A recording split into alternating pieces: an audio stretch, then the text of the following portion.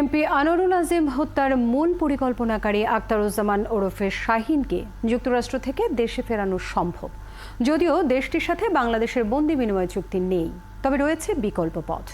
এদিকে সাবেক কূটনীতিকদের মতে ভারতে বাংলাদেশের আইন প্রণেতার হত্যাকাণ্ড দুই দেশের সম্পর্কে কোনো প্রভাব ফেলবে না। ঝুমুর বাড়ির প্রতিবেদন। সংসদ সদস্য আনোয়ারুল আজিম হত্যার মূল পরিকল্পনাকারী আখতারুজ্জামান ওরফে শাহীনকে দেশে ফেরাতে ইন্টারপোলের সহায়তার বিষয়টি এরই মধ্যে জানিয়েছেন ডিএমপি কমিশনার। বলেছেন, তাকে ফেরানোর জন্য পুলিশের পক্ষ থেকে যে ধরনের প্রচেষ্টা প্রয়োজন তার সর্বোচ্চটাই করা হবে। মূল কারণ এটির যিনি ষড়যন্ত্রকারী, এটির যিনি পরিকল্পনাকারী, তিনি এখন দেশের বাইরে রয়েছেন। অভিযুক্ত শাহীন যুক্তরাষ্ট্রের অভিবাসী এবং পাসপোর্টধারী।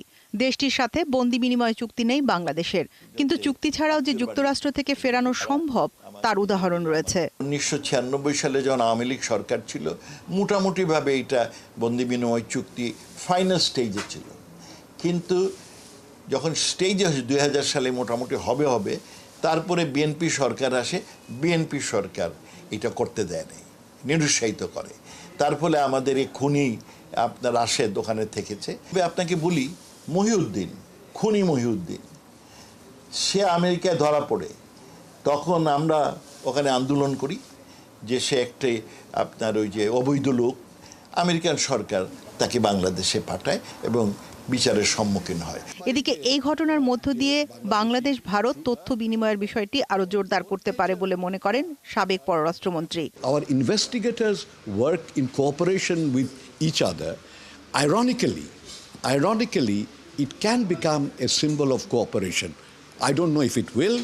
I hope it is. এই যে কোলাবোরেশন, এই যে পার্টনারশিপ, এটা দৃষ্টান্তমূলক। এতে দুদেশের সম্পর্ক আরো গভীর হবে, কারণ আস্থা, একে অপরের প্রতি আস্থা অনেক বেড়েছে। তিনি বলেন, এই খুনের বিচার বাংলাদেশ না ভারতে হবে সে বিষয়টিও দুই দেশ আলোচনার মাধ্যমে ঠিক করতে পারে। ঝুমুর বাড়ি, ৭১, ঢাকা।